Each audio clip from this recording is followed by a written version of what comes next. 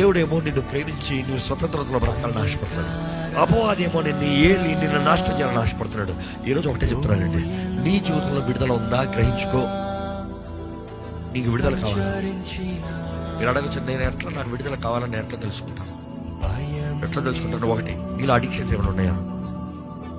Pornography, అశ్లీలమైన దృశ్యాలు చూసే addiction, masturbation అనే అడిక్షన్, త్రాగుడు, మత్తు పదార్థాలు అనే అడిక్షన్, వ్యభిచారము, జారత్వము అనే అడిక్షన్, ఇంకా అన్కంట్రోలబుల్ యాంగర్, ఈ కామ సంబంధమైన కార్యాలు, వీటిలో ఏదైనా ఎనీథింగ్ ఎక్సెసివ్ ఇస్ డేంజరస్.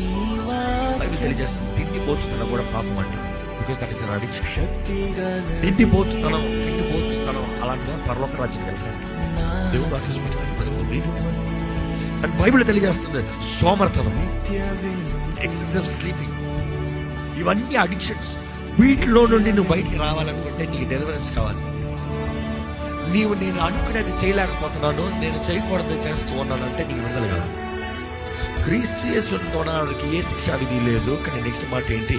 ఆత్మ నియమము చొప్పున పాప మర్మ నియమాల్ని జయిస్తూ. There is a process.